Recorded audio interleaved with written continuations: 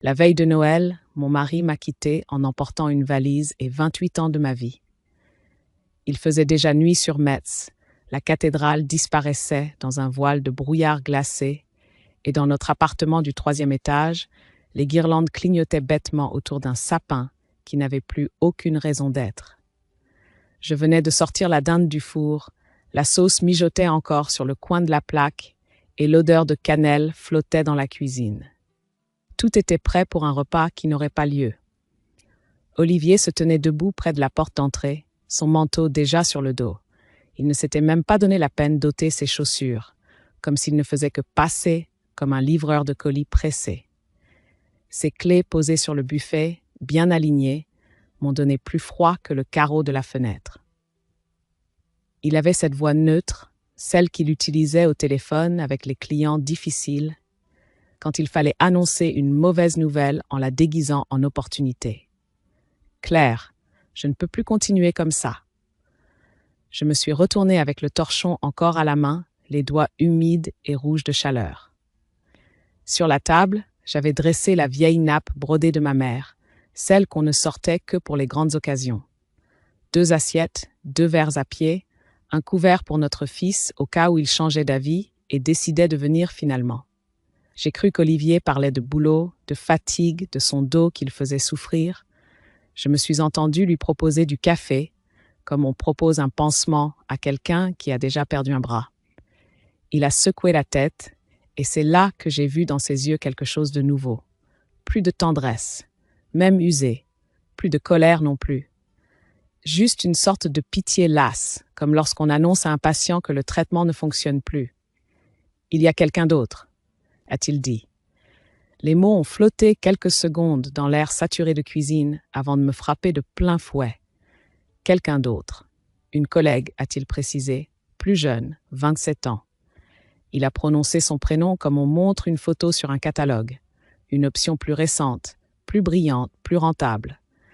8 mois qu'il la voyait, pendant que je préparais nos anniversaires, que je repassais ses chemises, que je me levais la nuit pour calmer mes bouffées de chaleur en silence, pour ne pas le réveiller. Je ne me souviens pas de ce que j'ai répondu. Je sais seulement que mes jambes se sont mises à trembler, que je me suis assise sur une chaise pour ne pas tomber, et que mon regard s'est accroché au détail le plus dérisoire, une petite tache de graisse sur la nappe de ma mère, juste à côté de l'assiette d'Olivier. Je me suis demandé combien de temps cette tache resterait là, si je la verrais encore quand il ne serait plus. Il a parlé vite, comme s'il récitait un texte répété 1000 fois devant le miroir. Il ne voulait pas de drame, pas de cris, pas de scène. Il ne voulait pas me faire de mal, il voulait être honnête. Il m'expliquait qu'il avait besoin de se sentir vivant, qu'avec moi tout était devenu prévisible. Le mot m'a lacéré. Prévisible. Comme un vieux fauteuil qui ne grince même plus, un objet familier qu'on ne regarde même plus.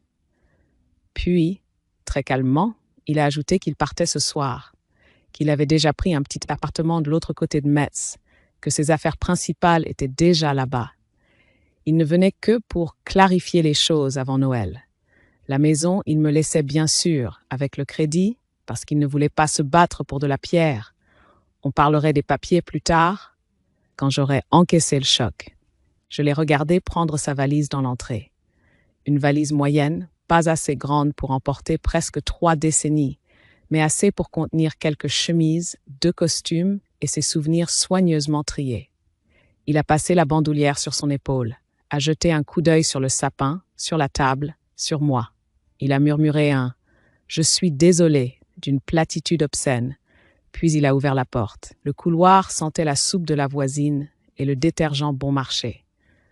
Quand la porte s'est refermée, le silence a été assourdissant. On aurait dit que même la télévision de la voisine s'était arrêtée par respect. J'ai senti ma poitrine se serrer, mais aucune larme ne venait. Seulement un grand vide, comme si quelqu'un avait débranché la prise de ma vie sans prévenir. Je ne sais pas combien de temps je suis restée plantée là, le torchon à la main. À un moment, j'ai éteint le four, baissé le feu sous la sauce, par réflexe. Puis, j'ai ouvert le placard, j'ai pris mon manteau, mon écharpe de laine que mon père m'avait offerte l'hiver de mes 20 ans, et mes bottes fourrées. J'ai enfilé tout cela comme on met une armure trop tard. Sans réfléchir davantage, j'ai saisi mes clés et je suis sortie.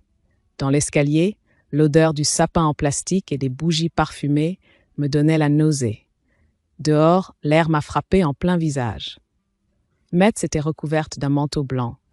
Les lampadaires découpaient des cercles jaunes pâles dans la neige. Des familles riaient en rentrant chez elles, chargées de paquets. J'ai tourné à gauche, sans y penser, en direction du plan d'eau, là où le parc est désert l'hiver.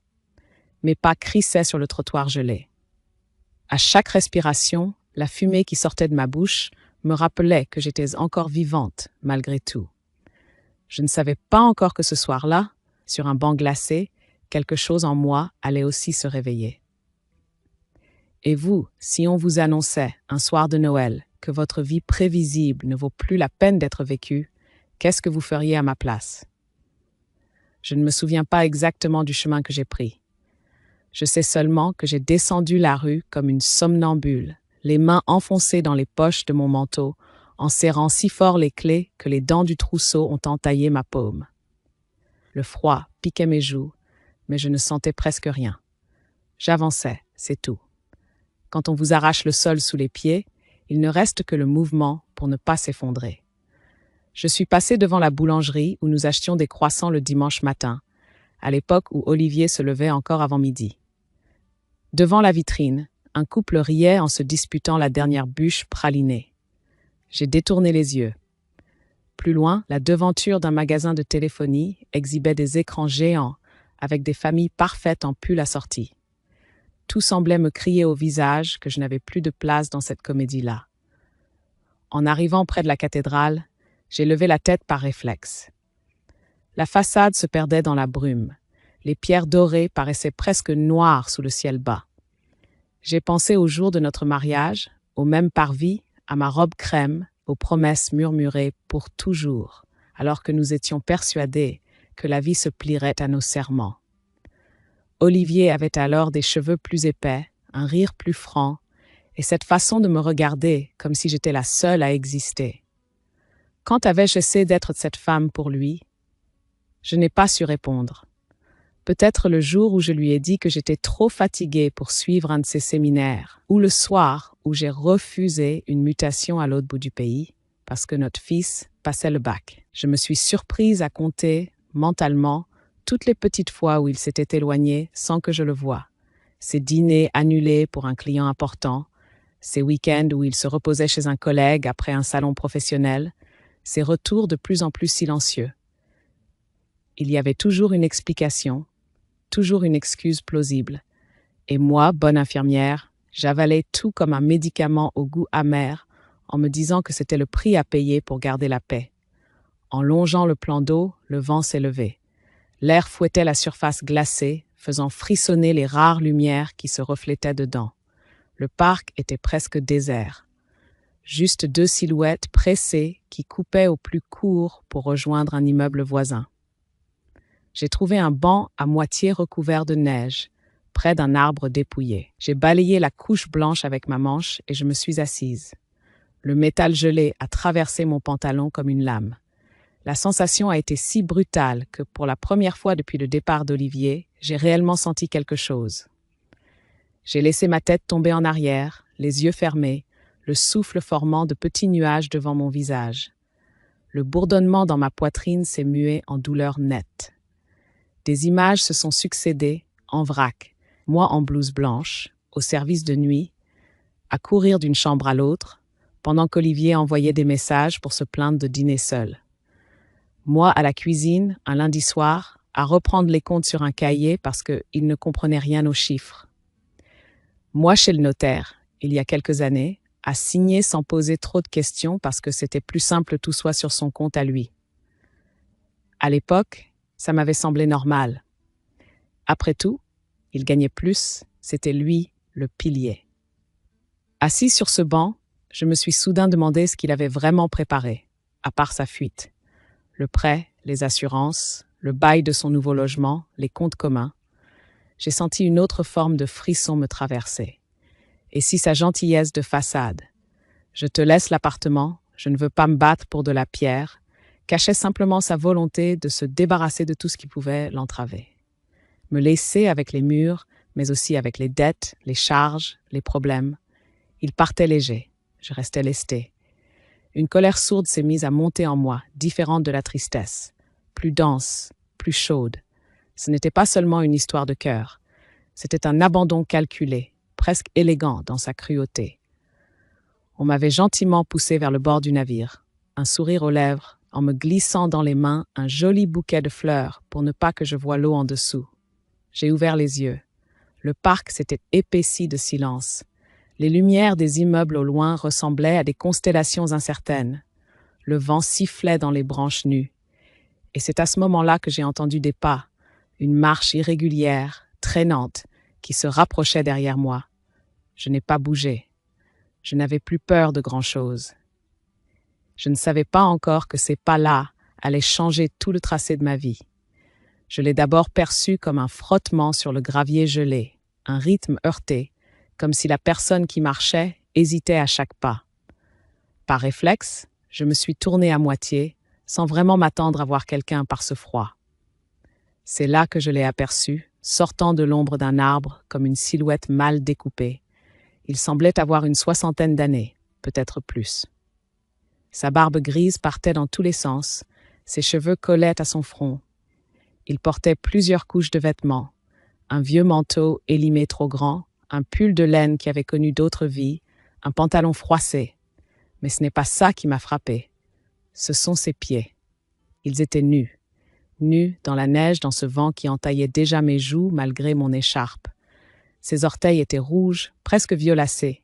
Il avançait à petits pas prudents, comme si chaque contact avec le sol était une morsure. En tant qu'infirmière, je n'ai pas eu besoin de longtemps pour comprendre. Le froid, l'humidité, la peau déjà abîmée. Je savais à quoi cela pouvait mener. Gelure, infection, amputation. Je pensais à tous ces vieux messieurs vus à l'hôpital pour un simple bobo au pied qui finissait en chirurgie. Il m'a remarqué seulement quand il a été presque à ma hauteur. Il a sursauté légèrement, comme s'il venait de réaliser qu'il n'était plus seul.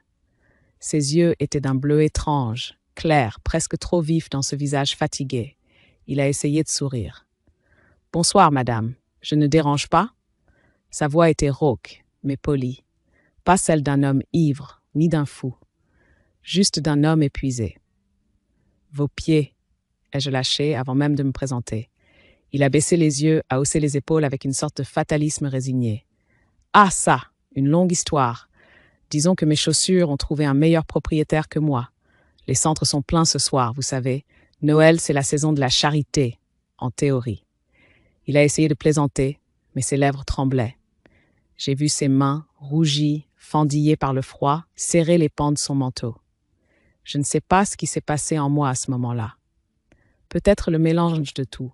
La trahison d'Olivier, la table dressée pour rien, le banc glacé, cette impression d'être moi-même pieds nus dans une vie qui ne voulait plus de moi. En le regardant, j'ai soudain compris que, malgré mon chagrin, je n'étais pas au plus bas de l'échelle. J'avais encore un toit, 4 murs, un lit chaud. Lui, il n'avait même plus de semelle entre sa peau et la neige.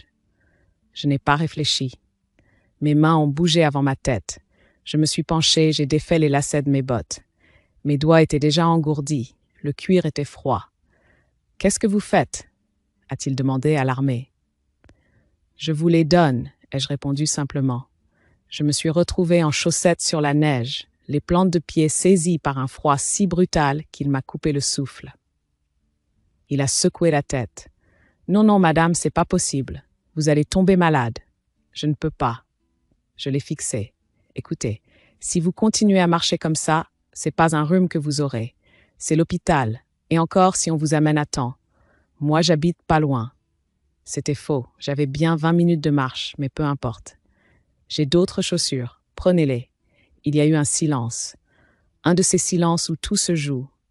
Son regard a glissé des bottes à mon visage, puis à nouveau à mes pieds. J'ai vu dans ses yeux le combat entre la fierté et la survie. Finalement, il s'est assis lourdement sur le banc. « Je m'appelle Marc », a-t-il dit doucement. « Et si vous insistez, je ne vais pas jouer les héros. » Il a enfilé mes bottes avec précaution. Elles étaient un peu trop justes, mais la chaleur immédiate l'a fait fermer les yeux une seconde. Quand il les a rouverts, il brillait d'une émotion que je n'avais pas prévue. « Vous n'avez aucune idée de ce que vous venez de faire », a-t-il murmuré. Je me sentais ridicule, les pieds plantés dans la neige, les chaussettes déjà mouillées. « J'ai enlevé mes chaussures », ai-je répondu. Ce n'est pas un miracle. Il a fouillé dans la poche intérieure de son manteau et en a sorti une petite pièce métallique, pas une pièce de monnaie ordinaire. Un jeton, peut-être en argent mat, avec une inscription gravée. C'est tout ce que j'ai à vous donner. Je la garde sur moi depuis longtemps. On m'a toujours dit que la gentillesse était le seul investissement qui ne trahissait jamais. Je crois que vous venez de le prouver. Il a posé la pièce dans ma main. Elle était tiède. J'ai refermé les doigts dessus sans savoir pourquoi j'avais les larmes aux yeux.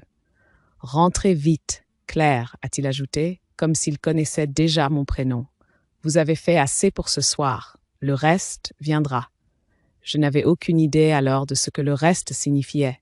Je savais seulement que je repartais pieds gelés, mais étrangement moins vide que je n'étais arrivé. Le chemin du retour m'a paru 2 fois plus long qu'à l'aller. Chaque pas dans la neige était comme une brûlure inversée, une morsure de glace qui remontait le long de mes jambes. Très vite, je n'ai plus senti mes orteils. Je regardais mes pieds en chaussettes, 2 taches sombres qui s'imprimaient sur le sol blanc, et je me suis surprise à rire, un rire sec, presque hystérique. On m'avait arraché mon mariage, ma réputation de femme stable, et voilà que je rentrais chez moi sans chaussures, à 52 ans, la veille de Noël. Si quelqu'un m'avait vu, il aurait cru à une mauvaise blague. En traversant le pont, une voiture a ralenti à ma hauteur. Le conducteur, un homme d'une 40aine d'années, a baissé sa vitre. « Tout va bien, madame? Vous avez besoin d'aide ?» Son regard glissait de mon visage à mes pieds, incrédule. La honte m'a giflé. Je me suis dépêchée de remonter un peu mon pantalon pour cacher mes chaussettes trempées. « Non, merci, j'habite juste là-bas. » ai-je menti en désignant vaguement un immeuble au hasard. « J'ai perdu une chaussure, c'est compliqué. » Il a hésité, puis m'a souhaité bon courage avant de repartir. J'ai senti ses yeux dans le rétroviseur jusqu'au bout du pont. Une part de moi brûlait d'humiliation. L'autre murmurait que ce n'était rien comparé à ce que vivait Marc. Un peu de froid pour moi, peut-être quelques orteils engourdis. Pour lui, c'était une question de survie. Quand j'ai enfin poussé la porte de l'immeuble, mes chaussettes faisaient un bruit spongieux sur le carrelage. J'ai gravi les marches en m'agrippant à la rampe, chaque marche me rappelant que j'avais encore un endroit où rentrer. Devant notre porte, j'ai hésité un instant. Notre porte, qui n'était déjà plus qu'à moi et à la banque. À l'intérieur, la chaleur m'a enveloppée d'un coup, presque agressive. J'ai enlevé mon manteau, mon écharpe, puis je me suis assise sur le seuil de la salle de bain pour retirer mes chaussettes trempées. La peau de mes pieds était rouge, marbrée de blanc par endroits. Instinctivement, je les ai frottés avec une serviette, doucement, pour ne pas abîmer les tissus. Puis j'ai ouvert le robinet de la baignoire et laissé couler l'eau tiède. Pas chaude, tiède, comme on le recommande pour réchauffer progressivement les extrémités. On ne se refait pas. Même en plein naufrage, l'infirmière en moi suivait le protocole. Allongée dans l'eau, les yeux fixés sur le plafond, j'ai repensé à la scène du parc. À la pièce que Marc avait posée dans ma main, à sa phrase sur la gentillesse comme investissement. Je l'avais posée sur le rebord du lavabo en rentrant, machinalement. Maintenant, je la prenais entre mes doigts humides. C'était un petit disque de métal, peut-être de l'acier, peut-être autre chose, avec une phrase gravée en anglais et un symbole que je ne reconnaissais pas. Je n'ai jamais été très douée pour les langues, malgré ce que disait Olivier quand il se moquait de mon accent. En sortant du bain, enveloppé dans un peignoir, j'ai trouvé mon téléphone posé sur le plan de travail, l'écran illuminé de notifications. Plusieurs messages d'Olivier. Je suis désolée pour la manière, mais c'était mieux avant Noël que pendant. On doit rester adulte, Claire. Je ne veux pas te faire de mal, je préfère être honnête. J'ai fait défiler. Pour l'appartement, on peut s'arranger. Tu gardes le prêt, tu y tiens plus que moi de toute façon. Je peux t'aider un peu au début, le temps que tu t'organises. J'ai senti la colère monter à nouveau. Sa générosité conditionnelle me donnait envie de jeter le téléphone contre le mur. Tu gardes le prêt. La phrase tournait en boucle dans ma tête. C'était donc ça, son honnêteté. Me laisser l'ardoise pendant qu'il partait léger avec une fille de 27 ans. Un autre message est arrivé, comme une dernière touche de vernis sur sa bonne conscience. Je sais que tu es forte. Tu t'en sortiras. Tu l'as toujours fait. Oui, j'étais forte. Forte pour accumuler les heures supplémentaires, pour cacher nos difficultés à notre fils, pour serrer les dents quand les fins de mois devenaient trop étroites. Forte pour ne pas pleurer quand il rentrait tard en sentant le parfum de quelqu'un d'autre. Forte pour avaler tout ça sans rien dire. Je me suis servi une tasse de tisane, j'ai éteint la guirlande du sapin et je me suis laissé tomber sur le canapé. La pièce de marque reposait maintenant sur la table basse, à côté de mon téléphone. 2 objets, 2 mondes. D'un côté, le fil invisible de l'histoire d'un inconnu pieds nus dans la neige.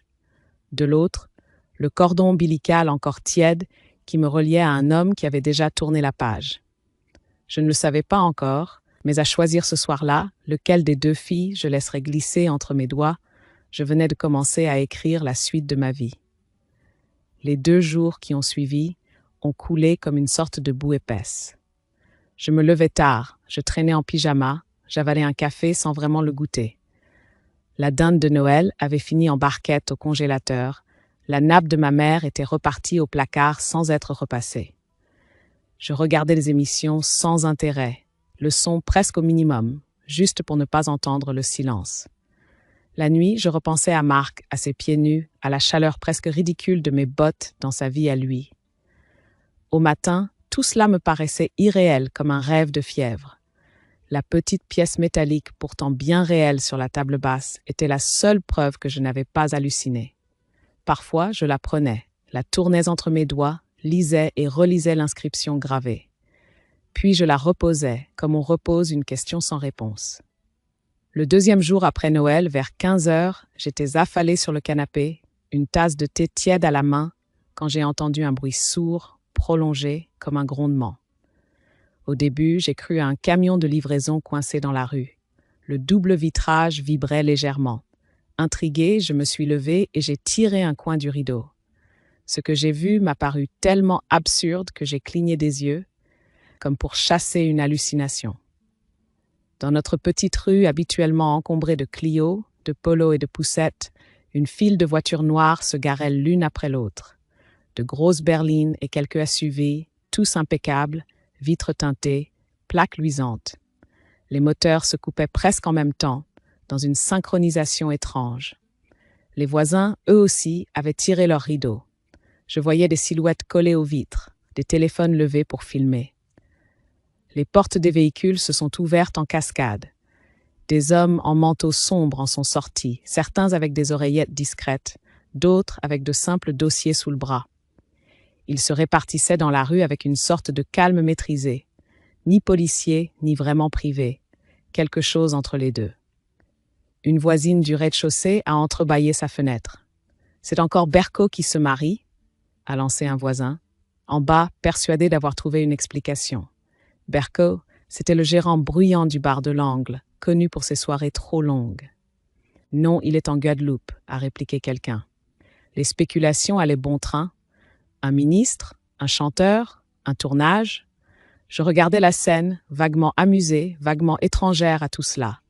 Et puis une chose m'a glacé le sang. Une des voitures s'est arrêtée juste devant notre portail. Mon portail. Mon cœur s'est mis à cogner dans ma poitrine. Ce n'est pas possible, me suis-je dit. Pas pour moi. Dans cette rue, les choses extraordinaires arrivent toujours chez les autres. Chez la famille du 3e qui gagne des voyages dans les jeux concours, chez la petite du 2e qui passe à la télévision pour un concours de chant. Pas chez Claire, 52 ans, infirmière fatiguée fraîchement abandonnée. La sonnette a retenti. Une fois. Longue, claire. Je suis restée figée au milieu du salon. Le bruit a résonné dans mes côtes comme un coup de maillet. Plusieurs scénarios se sont bousculés dans ma tête. Un huissier mandaté par la banque, un policier venu m'annoncer un accident, Olivier qui aurait eu le culot de revenir escorter pour me convaincre de rester raisonnable. La sonnette a retenti une 2e fois, plus courte. Je me suis approchée de la porte, le cœur battant dans les tempes. Par le Judas, j'ai vu un homme seul, debout sur le palier. Manteau de laine sombre, écharpe bien nouée, cheveux gris soigneusement coiffés. Il me tournait légèrement le dos. Quand il s'est enfin tourné vers la porte, notre regard s'est croisé à travers la petite lentille. Je l'ai reconnu immédiatement. Ces yeux bleus-là, je ne les avais vus qu'une fois, dans la nuit glacée du parc, au-dessus de 2 pieds nus. J'ai reculé d'un pas, une main sur la poignée, l'autre sur ma poitrine. Qu'est-ce qu'un homme qui, il y a 2 jours, marchait pieds nus dans la neige faisait devant chez moi, entouré d'un cortège de voitures de luxe? Et surtout, qu'est-ce que tout cela avait à voir avec moi? Je suis resté quelques secondes immobile, comme si quelqu'un avait appuyé sur pause dans ma vie. Puis l'instinct a pris le dessus. J'ai entrouvert la porte, la chaîne encore accrochée. Oui, il a tourné la tête vers moi et son sourire a été à la fois discret et chaleureux. Sans barbe en bataille, sans cheveux gras, sans couche de vêtements dépareillés, il paraissait presque plus jeune. Sa peau avait meilleure mine, son manteau sentait le propre, pas le froid humide. Mais ses yeux, eux, étaient les mêmes. « Bonjour Claire, j'espère que je ne vous dérange pas. » Entendre mon prénom dans sa bouche m'a fait un drôle d'effet. J'ai jeté un coup d'œil par-delà son épaule. La file de voitures noires, les hommes qui attendaient sans impatience, certains discutant à voix basse, tout bien habillés. J'ai refermé un peu la porte, réflexe de méfiance. « Qu'est-ce que vous faites ici ?» Il n'a pas semblé offensé. « Puis-je entrer quelques minutes ? Je vous promets que si vous voulez que je parte, je partirai. Mais j'ai une explication à vous donner. » J'ai hésité, puis j'ai retiré la chaîne et ouvert la porte en grand. S'il avait voulu me faire du mal, il aurait eu 1000 autres occasions dans ce parc désert 2 nuits plus tôt. Et pour être tout à fait honnête, la curiosité l'emportait sur la prudence. « Entrez. » Il a enlevé son manteau avec des gestes mesurés, comme s'il avait peur de déranger mes murs. Dans le salon, il a jeté un rapide regard à la table basse où la petite pièce métallique reposait toujours. Un sourire a effleuré ses lèvres. « Vous l'avez gardé ?» Je n'ai pas répondu. Je me suis assise dans le fauteuil, lui désignant le canapé. Il s'est installé au bord, dos droit, les mains posées sur ses genoux. « Je vous dois d'abord des excuses, Claire. L'autre soir, je vous ai menti par omission. Je ne suis pas ce que je paraissais. » Un rire amer m'a échappé. « Rassurez-vous, vous n'êtes pas le premier homme à me mentir cette semaine. » Il a baissé les yeux, comme si la réplique l'avait piqué. « Je comprends. Mais si je suis là, c'est justement parce que vous êtes la première personne depuis longtemps à m'avoir traité comme un être humain sans rien savoir de moi. » Il a marqué une pause, puis a enchaîné d'une voix calme. « Je m'appelle Marc Delcourt. Je dirige un groupe industriel et financier. Nous avons des usines, des participations, une fondation. » Le nom a fait tilt. Je l'avais déjà vu dans la presse locale, associé à des rachats, des dons à des hôpitaux, des chiffres avec trop de zéros pour que je les appréhende vraiment. « Vous êtes ce Delcourt-là » Il a hoché la tête. « Ma femme est morte il y a 3 ans. Cancer. À l'enterrement, il y avait des centaines de personnes. Quand je suis rentrée chez moi, je me suis rendu compte que je ne savais plus qui venait pour elle, qui venait pour moi et qui venait pour ce que je représente. Alors j'ai commencé à descendre dans la rue sans filtre, sans costume, pour voir, pour tester. » Il a raconté sans pathos comment, plusieurs soirs par mois, il se déshabillait de sa position sociale, prenait de vieux vêtements, se mêlait aux sans-abri, aux oubliés, pour voir comment on le regardait quand il n'était plus Monsieur Delcourt, seulement un vieux type qui gêne le passage. La plupart des gens détournaient les yeux. Quelques-uns donnaient une pièce, parfois à contre-cœur. « Vous êtes la première à m'avoir donné quelque chose dont vous aviez réellement besoin, Claire. Vos bottes, par ce froid. Après ce que vous veniez de vivre. Sans poser de questions, sans me demander si j'allais réellement utiliser ce que vous me donniez, juste parce que vous avez vu mes pieds. » Je sentais mes joues s'échauffer. J'ai haussé les épaules. Je suis infirmière. Quand on voit un pied comme le vôtre ce soir-là, on agit. C'est tout. Justement, non, ce n'est pas tout. Beaucoup auraient détourné le regard, même avec votre formation. Vous avez fait l'inverse. Vous avez marché dans la neige pour que moi, je n'ai pas à perdre les miens. Il s'est penché un peu en avant. Je ne suis pas venu pour vous faire un discours de remerciement. Je suis venu vous proposer quelque chose. Je l'ai regardé, incrédule. Proposer quoi? De travailler avec moi, à la fondation. Je crois que j'ai vraiment éclaté de rire, cette fois, un rire sec, sans joie. Vous voulez engager une infirmière de 52 ans qui vient de se faire quitter et qui n'a jamais mis les pieds dans un conseil d'administration? Je veux engager la femme qui, dans la nuit la plus sombre de sa vie, a encore trouvé la force de voir la souffrance d'un autre et d'y répondre immédiatement. Le reste, ça s'apprend. Ces mots ont résonné dans la pièce plus fort que n'importe quelle sirène de voiture dans la rue. Pour la première fois depuis longtemps, quelqu'un parlait de moi en évoquant autre chose que ma capacité à encaisser. Les jours qui ont suivi cette visite ont été à la fois irréels et terriblement concrets. Sur la table de la cuisine, la carte de visite de Marc Delcourt tranchait sur le bois usé, aussi incongru qu'un diamant dans une vieille boîte à biscuits. Je la prenais, la reposais, la reprenais, comme on touche une dent qui vient de se casser, pour vérifier que la douleur est bien là. Il m'avait parlé de la fondation, de son envie de la sortir des tableaux Excel pour la remettre dans le réel, là où les gens ont des mains rugueuses et des fins de mois qui ne tiennent plus debout. Il m'avait expliqué le poste qu'il imaginait pour moi. Aller sur le terrain, rencontrer les associations, les soignants, les bénévoles, faire remonter ce qui compte vraiment. Il avait posé un chiffre sur la table, comme on pose un verdict. Un salaire que je n'avais jamais approché, même en additionnant mes meilleures années d'hôpital et tous mes remplacements. J'avais eu le réflexe idiot de lui dire que c'était trop. Il avait juste souri. Une fois seul, j'ai fait ce que je savais faire, vérifier. J'ai allumé mon vieux portable, tapé son nom, celui de son groupe, celui de la fondation. Les articles se sont alignés. Rachat, inauguration, dons à des CHU, photos de lui en costume aux côtés de ministres.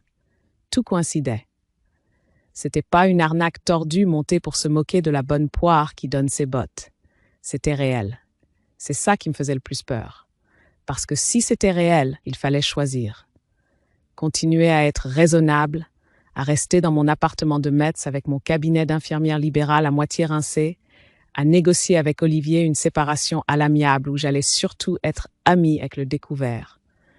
Ou sauter dans le vide, accepter de changer de ville, de métier, de statut. À 52 ans.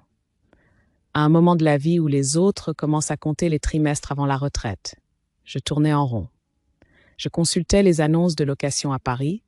Je me renseignais sur les procédures de divorce, sur le partage du régime matrimonial. Un soir, j'ai même pris rendez-vous avec une avocate recommandée par une collègue pour comprendre ce que valait, juridiquement, la belle phrase « Je te laisse l'appartement ». Elle a levé un sourcil professionnel. On ne laisse pas un appartement comme on laisse un pull, madame. Il y a un crédit, un titre de propriété, un compte joint. On va faire les choses proprement, ou bien votre mari les fera proprement, pour lui. Ces mots ont planté une épingle supplémentaire dans la carte que je commençais à dessiner de ma vie. Pendant ce temps, les messages d'Olivier continuaient à descendre sur l'écran, réguliers, tenaces, comme une petite pluie fine. On pourrait au moins dîner pour parler. Je ne suis pas un monstre, Claire. Tu n'es pas obligée de dramatiser. Je ne répondais plus. Je gardais le téléphone en silencieux. Je croyais avoir mis une distance suffisante. C'est ce que je pensais encore le jeudi après-midi où il a sonné à ma porte. Quand j'ai ouvert, il avait un bouquet de roses à la main, sa chemise la mieux repassée, cette mine contrite qu'il sortait l'autre fois quand il avait oublié mon anniversaire. Il a tenté un sourire. « Je peux entrer » ? 5 minutes. Juste pour parler. J'aurais dû dire non, mais il y a des habitudes qui mettent du temps à mourir. Je me suis écartée.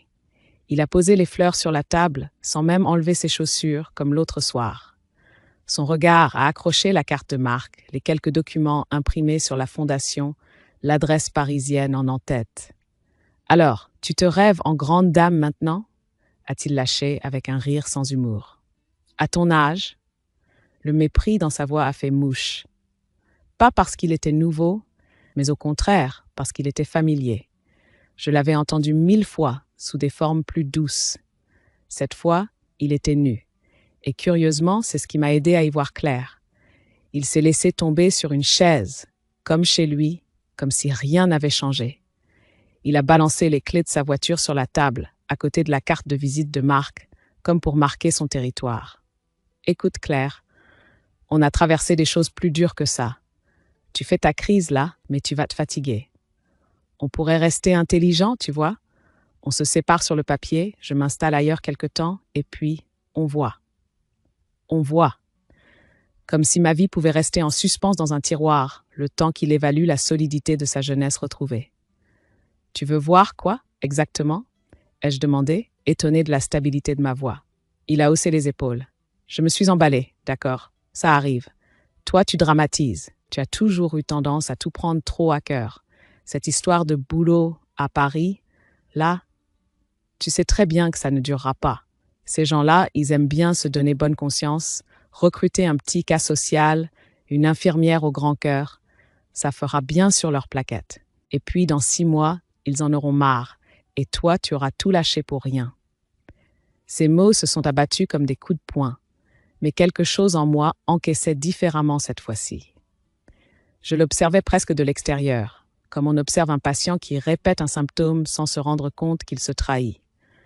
Tu es en train de me dire que je suis un cas social? Il a levé les mains, faussement défensif. Mais non, voyons, ne le prends pas comme ça. Je dis juste qu'il faut être réaliste. Tu as 52 ans, tu sors d'un choc, tu n'as jamais géré autre chose que tes tournées et nos comptes. Tu te vois sérieusement débarquer dans un bureau parisien avec des types en costume qui parlent millions et stratégie. Ce qui m'a frappé, c'était pas tant ce qu'il disait que ce qu'il ne disait pas. Nulle part, dans son discours, je n'entendais un « je t'aime », un « je regrette », un « j'ai peur de te perdre ». Seulement un tu n'est pas capable, un tu vas te ridiculiser. Il ne parlait pas de nous, il parlait de lui, de son confort, de son besoin d'avoir sous la main une femme qui tienne la maison, les papiers, les casseroles, pendant qu'il joue à l'adolescent avec une autre. Je me suis assise en face de lui, les coudes sur la table. Sur le bois, la pièce de Marc brillait faiblement à côté de la carte de la fondation. 2 petits objets, mais tout un monde de possibles entre eux. Dis-moi, Olivier, en 28 ans, tu as déjà parlé de moi à quelqu'un en disant que j'étais remarquable? Il a cligné des yeux. Comment ça, remarquable? Oui. Est-ce qu'un jour tu as dit à ton patron, à un ami, à notre fils, « Ma femme est quelqu'un d'extraordinaire » ? Est-ce que tu as déjà été fier de moi autrement que parce que je tenais la maison et que je faisais des heures supplémentaires pour combler les trous? Il a hésité, pris de court. Tu exagères. Tu sais bien que... Non, j'aimerais que tu répondes. Une seule fois, tu as dit à quelqu'un que j'étais autre chose qu'une bonne épouse. Le silence qui a suivi n'a pas duré longtemps, mais il a suffi. Il a regardé ailleurs, vers la fenêtre, vers le bouquet de roses qu'il avait posé sur le plan de travail. Elle penchait déjà un peu la tête. Je me suis levée. D'un geste, j'ai pris ses clés de voiture et les lui ai tendues. Tu as raison sur une chose, Olivier. Il faut être réaliste. Réaliste sur ce que tu es, toi, capable de donner, et sur ce que je vaux, moi. Tu es venu ici parce que ta petite jeunesse commence à te coûter trop cher et parce que tu as peur de te retrouver seul. Tu n'es pas venu parce que tu m'aimes. Mais si, je t'aime à ma manière, Claire, c'est juste que ta manière m'a laissé seule le soir de Noël avec une dinde pour 2 et un crédit sur le dos. Ta manière m'a laissé marcher dans la neige pour te sauver, toi, ta liberté. Tu sais quoi? Tu m'as rendu un service. Tu m'as forcé à regarder ma vie en face. Et pour la première fois depuis longtemps, j'ai envie de la changer. Sans toi, il m'a fixé comme s'il ne me reconnaissait plus. Tu ne vas pas. Tu ne vas quand même pas accepter leur proposition? Claire, sois sérieuse. Je me suis entendue répondre, calmement, justement. Pour une fois, je vais être sérieuse avec moi-même. Tu peux sortir maintenant. On se retrouvera chez les avocats. Il a voulu protester, m'expliquer, négocier. J'ai ouvert la porte. La rue semblait étrangement calme, malgré les voitures noires toujours garées au loin. Il a fini par attraper ses clés, a posé sa main sur le bouquet. « Tu peux les garder », a-t-il murmuré comme une faveur. Je l'ai regardé. « Non, emmène-les. Ils te ressemblent. Jolis de loin, déjà en train de faner. Quand la porte s'est refermée derrière lui, j'ai senti un vertige. J'ai posé les 2 mains sur la table pour ne pas vaciller. Je ne sais pas combien de temps je suis restée ainsi, à écouter mon propre souffle. Puis j'ai pris la carte de Marc. J'ai composé le numéro avec des doigts qui tremblaient un peu. Il a décroché rapidement. « Claire ? » ?»« Oui, j'ai réfléchi.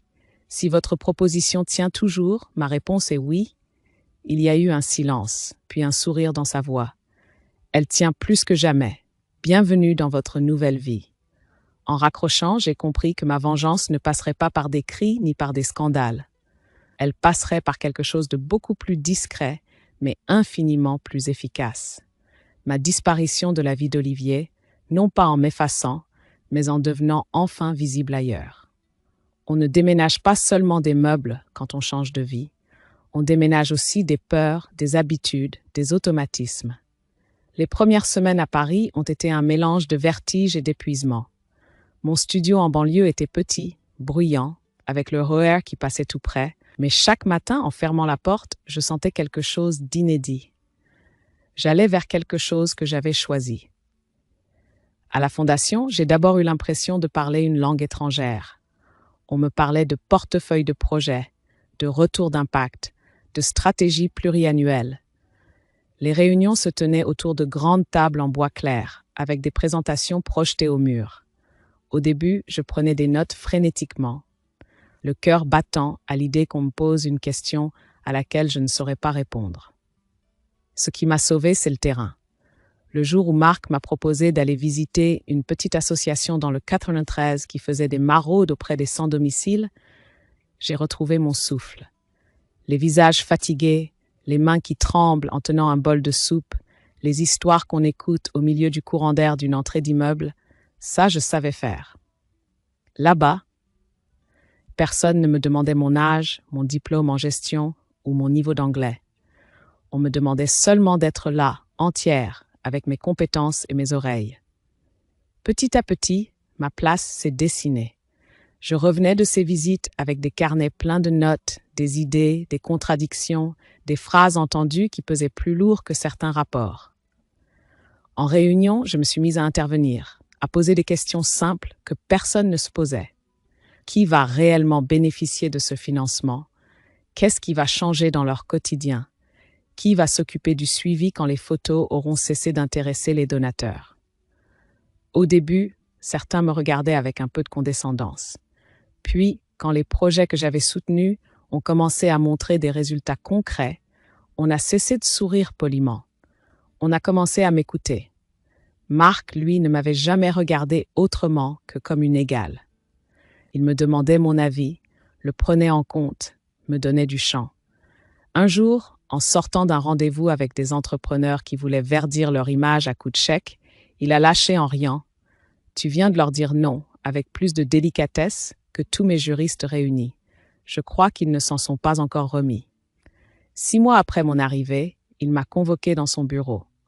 J'ai eu un flash d'angoisse, réflexe ancien, puis j'ai vu son sourire. « On y est, Claire. Le centre de Metz. Tu es prête? » « Prête. » Le mot m'a traversé comme une décharge douce. Le projet dont nous avions parlé dès les premières semaines prenait forme. Un lieu d'accueil, d'orientation, d'accompagnement pour les personnes en grande précarité dans ma ville, là où j'avais donné mes bottes dans la neige. J'y ai vu un signe, même si je dis toujours que je ne crois pas trop aux signes. Le jour de l'inauguration, Metz avait changé de visage. Ce n'était plus la ville où j'avais été quittée la veille de Noël. C'était la ville où je revenais avec un nouveau titre imprimé sur un petit badge discret. Responsable développement, Fondation Delcourt. Devant le bâtiment fraîchement rénové, il y avait des ballons, une banderole, quelques journalistes locaux, des anciens collègues infirmiers, des représentants d'associations, des habitants du quartier. J'ai reconnu la silhouette d'une voisine, celle qui avait entrebâillé sa fenêtre le jour du convoi de voitures noires. Elle m'a fait un signe du menton, mi-curieuse, mi-fière. Marc a prononcé un discours, simple, sans emphase, sur la nécessité de laisser la philanthropie redescendre dans la rue. Quand il a parlé de moi, j'ai senti mes oreilles chauffer. Ce projet n'existerait pas sans Claire, a-t-il dit. Elle sait ce que c'est que d'être du côté de ceux qui manquent et du côté de ceux qui soignent. Elle nous rappelle chaque jour que derrière chaque dossier, il y a un visage. Je ne savais pas où regarder. Mon instinct ancien me poussait à me faire petite. Je me suis forcée à rester droite. Au fond de la cour, légèrement en retrait, une silhouette s'est détachée. Costume simple, manteau qu'il portait depuis des années. Olivier. Nos yeux se sont croisés une seconde. Il m'a regardé comme on regarde un paysage qu'on n'a pas su aimer quand il est encore à portée de main. Après les discours, quand les gens se sont dispersés pour visiter les salles, il s'est approché. Pas trop près. Assez pour que je sente son parfum, le même qu'autrefois. Tu as l'air différente, a-t-il murmuré. J'ai simplement répondu « Je le suis ». Il a regardé autour de lui, les panneaux explicatifs, les équipes, les badges. Tout ça, c'est toi? Non, c'est nous. Mais j'y suis pour quelque chose, oui. Il a hoché la tête, comme si un puzzle s'assemblait enfin dans son esprit. Je me suis trompé sur toi, a-t-il admis. Je le sais, ai-je dit. Et pour la première fois, cette phrase ne faisait pas mal. Il a voulu ajouter quelque chose. Je lui ai tourné doucement le dos pour aller rejoindre une bénévole qui m'appelait. Je n'avais plus besoin d'entendre des excuses qui arrivaient trop tard. Ma vengeance silencieuse était déjà là. Je n'étais plus à la place où il m'avait laissé. Quand la foule a commencé à se disperser, l'air s'est empli d'un calme doux, presque irréel. Je me suis retrouvée dans le jardin du centre, un espace que nous avions voulu simple. Quelques bancs en bois, un carré potager, 2 arbres fruitiers plantés par les bénévoles. Le soleil de fin d'après-midi éclairait les façades, et pour un instant, j'ai eu l'impression que la ville retenait son souffle. Marc m'a rejointe, un gobelet de café entre les mains. Il m'a tendu l'un des deux. « Tu l'as bien mérité », a-t-il dit d'un ton léger. Nous nous sommes assis sur un banc. Le même froid sec autrefois mordait mes joues, mais il n'avait plus rien de menaçant. Je regardais les bénévoles qui rangeaient les chaises, les enfants qui couraient dans la cour, les équipes qui discutaient déjà des prochaines actions. Tout cela existait parce qu'un soir de Noël, j'avais retiré mes bottes. Peu importe si, quelque part dans la presse, on racontera l'histoire différemment. Certains articles parlaient déjà d'une rencontre à Strasbourg, ce qui m'a fait sourire.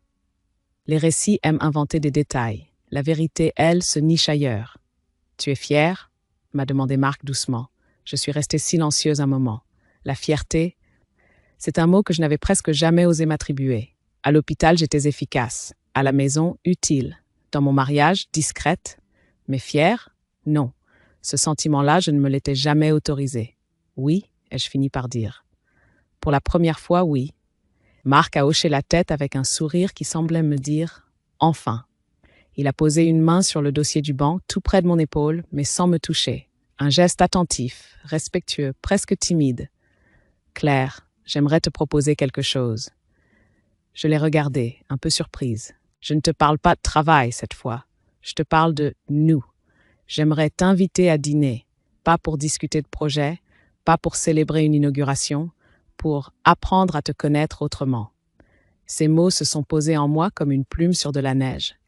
Sans bruit, mais avec un poids certain. Mon cœur s'est serré une seconde. Pas de peur, mais parce que je mesurais tout ce que cela impliquait.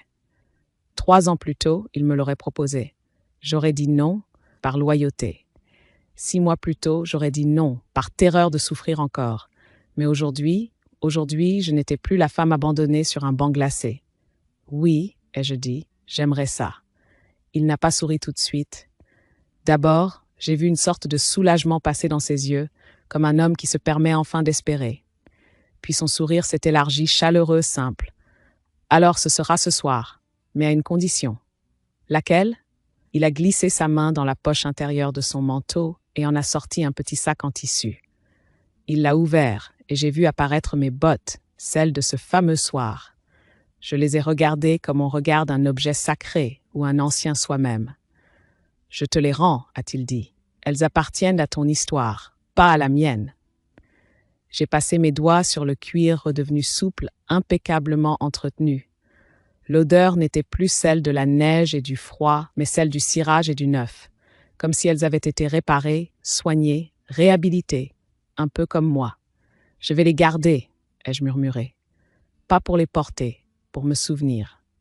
Nous sommes restés là encore un moment, sans parler. Les lumières du centre s'allumaient doucement. Un groupe de bénévoles riait près du portail. Dans le lointain, la Moselle reflétait un ciel rose pâle. Et c'est là que j'ai compris que ma vie n'avait pas basculé à cause d'un homme, ni de celui qui m'avait quitté, ni de celui qui m'avait tendu la main. Ma vie avait changé le jour où j'avais, moi, choisi d'agir malgré la douleur. Le jour où j'avais refusé de devenir amère, où j'avais offert quelque chose alors qu'on venait de tout me prendre. Je me suis tournée vers celles et ceux qui, un jour, se retrouveront sur un banc glacé, abandonnés, trahis ou simplement perdus. Je leur dirai ceci, ne laissez personne décider de votre valeur. Ne laissez pas la trahison définir votre avenir. Et surtout, n'ayez jamais peur d'être bon. La bonté n'est pas faiblesse, c'est une force que certains ne comprendront jamais. Un geste simple peut renverser une vie, le vôtre ou celle d'un autre. Parfois, ce que vous donnez revient. Parfois, ça revient en silence. Et parfois, ça revient accompagné d'un cortège de voitures noires dans une petite rue de Metz. Mais ça, bien sûr, je vous laisse en débattre.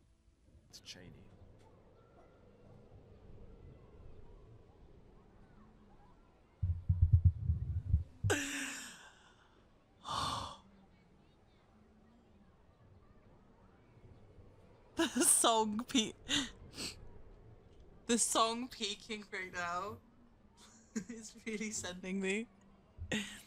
Triples, you have to give me money now. I think that's the rule. Triples, I will show my feet on stream if you give me money now for that. I'm gonna... Oh. Well, you shouldn't have.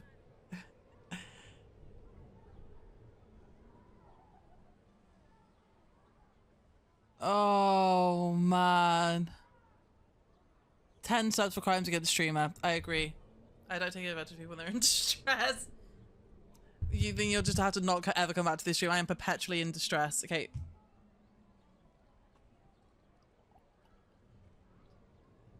Oh, that was really rough. I screamed really loud then as well.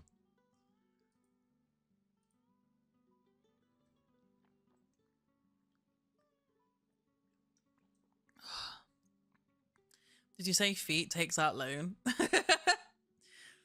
That is mental. It is just mental. Oh.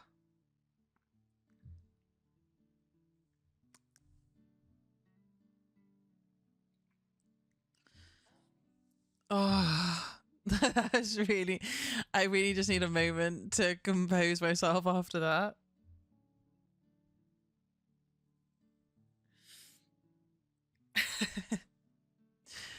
Oh man. Okay. We rebuild. Fuck off, imagine if I'd fallen even further then. Right, let's see how fast I can get back up there again now. Now I've done the orange once. And I've, like, got past it. I fully believe... Hey, Peter, have you tried sucking my dick? Sorry.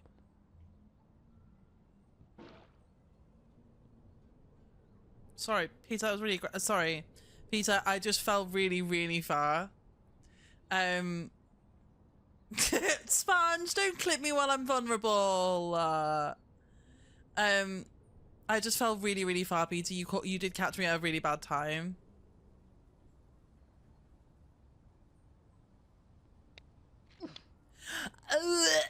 Oh, I sounded like a groan tube then. I guess I was actually groaning! It was meant as rage bait. Song requests are on, guys, if you'd like to request songs that inspire me to recover from this situation that I've put myself in.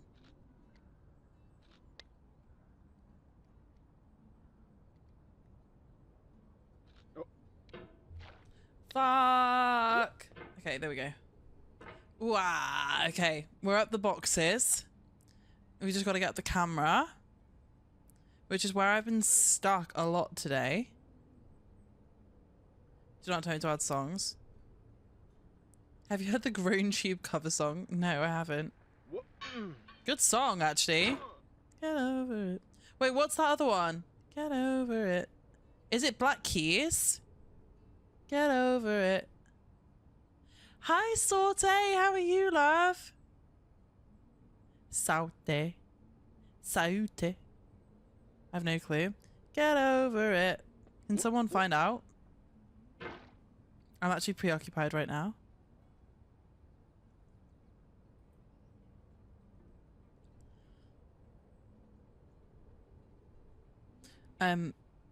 Saute, I'm not gonna lie. I'm in the pits a little bit right now. I just fell really far. I had got the highest I'd gotten in this stupid fucking game. And then I fell really far and I've just got like unbridled rage seeping through my body. I wonder if there's a playlist of just popular songs played using a green tube. Okay, I'm gonna revoke your rights for requesting songs. Ask if to track it. Peter, how did you use that text? That's so funny. Goes to Spotify.